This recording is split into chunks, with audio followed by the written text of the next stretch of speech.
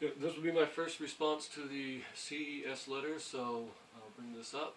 And as I said, I will not be addressing any of this introduction, so let's get down. The first category is titled Book of Mormon.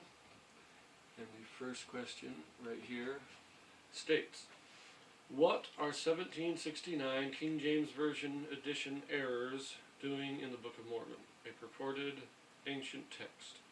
Errors which are unique to the 1769 edition that Joseph Smith owned.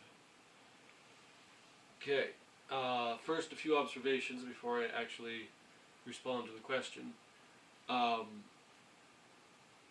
first thing is that you will note in the letter itself there are no examples given. Now, the letter is addressed to a director of the church educational system, so it may be assumed that he already has the information. But for the general membership, it is unlikely that they have the information or even understand what they're talking about in the terms of these errors that they are claiming. However, I will say, on this website, I found this website where you got the PDF copy, and if you look at the text right here, it has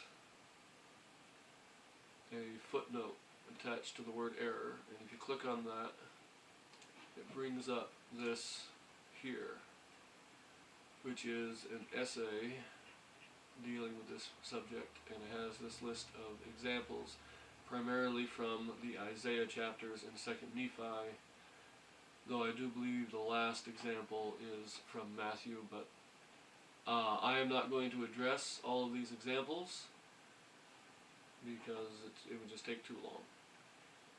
So, but there are two other observations. The question states that these supposed errors are unique to the 1769 edition.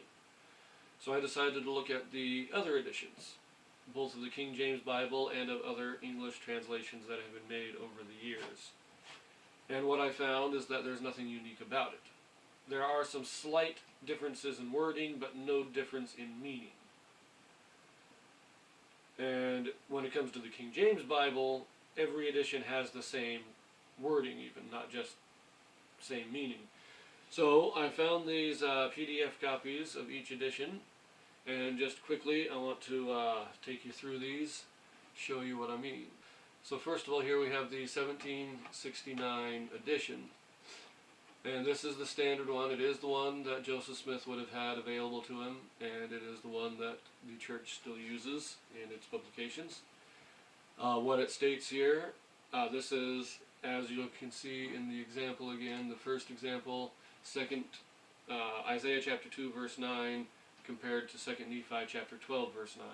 I'm using this one as an example. The same thing can be said of all of them, really. And I will mention one other thing in just a moment. So first of all, doing the 1769 edition as it reads, and the mean man boweth down, and the great man humbleth himself, therefore forgive them not. Now, according to this, the error is that it should say the mean man boweth not down. So, but okay, this is what they say. This is the 1769 edition. Now, if we go over one more, this is, first of all, the oldest version of the Bible that is completely translated in English. This is called the Great Bible, commissioned by Henry VIII in 1540, and the verses are not the same, but if you look right here, you can see what it says here is, there kneeleth the man, there falleth the man down before them. But ye, O Lord, wilt not leave them unpunished. Exact same meaning, slightly different wording, but this is just a different style of writing it. You know, this is different translators had a different style. We then go to the Geneva Bible of, I believe, 1548. And you can see here, verse 9, and a man bowed himself, and a man humbled himself, therefore spare them not. It's, again, same meaning, Slightly different wording. We go to the next one real quick. This is the Bishop's Bible, commissioned by Queen Elizabeth in 1560, I believe. And it says, "There kneeleth the man, there falleth the man down before them." Note, the brackets before them means this is an insert by the translators, not from the original text. "Therefore, forgive them not." So again, same meaning, different wording. We can go then to the next one, which is the 1611 King James, or the very first edition of the King James, and it says, "And the mean man boweth down, and the great man humbleth himself, therefore forgive them not." This is the exact same wording as the 1769 edition. Spelling might be slightly different from one to the next, but it's the same exact wording. So again, this one here is the 1909 King James edition. What does it say? "And the mean man boweth down, and the great man humbleth himself, therefore forgive them not." Exact same wording as the 1769. Then, moving on to other non-King James Version text, this is the Young's literal translation, made in 1862. And it reads, "And the low boweth down, and the high is humbled, and thou acceptest them not." So again, this is slightly different wording, but exactly the same meaning. So, from the very first English translations of the Bible until after the discovery of the Dead Sea Scrolls, every edition that I can find has had the exact same translation. Slightly different wording depending on who is translating it, but the same meaning, almost the same wording. So one says bows, one says kneels. They mean the same thing. So this is not unique to the 1769 version. But the reason I wanted to look at this first example is because there's something unique about this one. The other examples Joseph Smith kept, but you will note here now, they compare this to the 1830 edition of the Book of Mormon. So right here, in the 1830 edition of the Book of Mormon, you can see this. What does it say? It says, "And the mean man boweth down, and the great man humbleth himself not. Therefore forgive him not." See, Joseph Smith added that negative in there. Great man humbleth him. All the King James versions, all the other translations say, mean man boweth down, and great man humbleth himself. In 1830, Joseph Smith had changed this to "the great man humbleth himself not." Now, they use the 1830 edition. They say, "Oh, you got to use this because this is one that Joseph Smith." But the problem is that Joseph Smith actually altered it. He went in and he corrected it. He saw errors had crept in the process of getting it printed, and in 1837, he had a second edition published. And you'll note that in this 1837 edition, what does it say? "And the mean man boweth not down, and the great man humbleth himself not. Therefore forgive them not." So modern scholars claim that this is a mistranslation, that it should say "boweth not down."